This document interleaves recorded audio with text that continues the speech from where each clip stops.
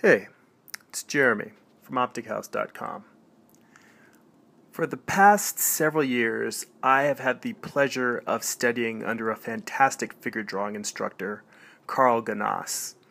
If you'd like to get a hint of what he has taught me, you can check out his YouTube website. It's Carl Ganas Studios. That's his YouTube channel. And you can also check out his website, spiritofthepose.com.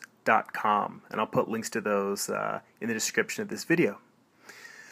But there is something that Carl tells a lot of his students, tells all his students in the beginning of most of his classes, that the point of the figure drawing classes he teaches are not to draw pretty pictures. It's not to make something that's a beautiful piece of art.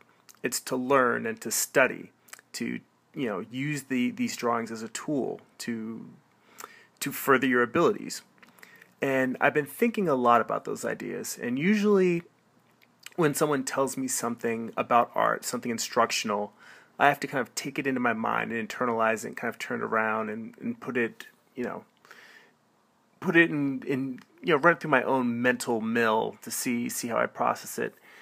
And I've been thinking a lot about the idea, not just in terms of I'm not trying to make a perfect picture, but more in the fact that I tend to learn more from my mistakes. And I've noticed over the past few years that I learn a lot more from my bad drawings than I do from my good drawings. They really show me where I'm falling down, where my weaknesses are.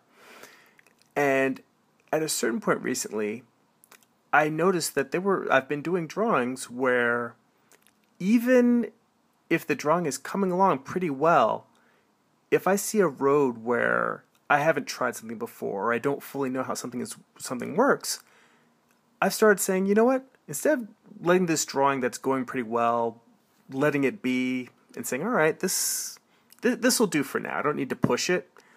I'm starting to push it now. And I've gotten to the point where I will wreck a perfectly good drawing just to see if I can learn something from it. Sometimes it means I end up, if it's for a comic book or a finished piece, I may end up redrawing that drawing a few times. But I think it's worth it.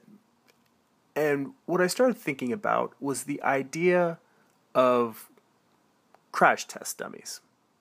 That's what my drawings are becoming to me. Whether it's for a comic book or me doodling or my work in a figure drawing class,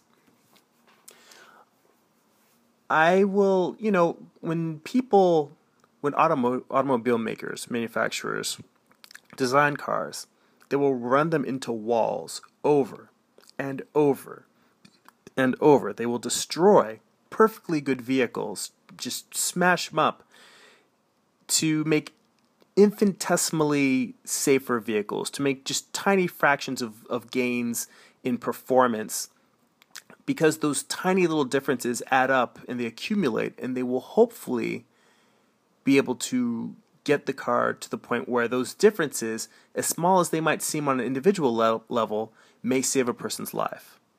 Now, I don't think that I won't take figure drawing to the level of saving someone's life, but I will take it to the level of it's what I'm passionate about and what I want to learn and grow at. And I feel like I'm willing to do that with my work. I'm willing to smash it over and over and over again because, just tiny little things, just one twist of a particular muscle, or saying, oh wait, this tendon does actually attach here, not where I thought it was. Or just me realizing that I was misconceiving the way that a volume or a form of the body was structured. Being able to reanalyze it and rebuild it in my mind, those little tools, those tiny incremental improvements here and there will overall lead to, when I do finished work, when I do finished work, that they will be hopefully stronger as a whole, that those infinitesimal fragments of improvements here and there will add up to a greater than the sum of its parts, and will lead me to better, stronger figure drawing in my comics, in my illustrations, and all of that work, to the point where hopefully I'll gain enough facility with the drawings itself that I'm not necessarily as focused on how to draw what I'm drawing, and I can put that much more intention into what I'm drawing, into the actual artistic expression side. You know, once the drawings themselves become second nature, then I can really let my mind go and start playing with ideas and get really buck wild. So that's it for now. Check out Carl Ganas's website, Spirit of the Pose, and his YouTube channel, Carl Ganas Studios. And then when you're done with that, go to my website, optichouse.com. Sign up for my mailing list, check out my sketches, pick up some comics. That's it for now. Go be creative.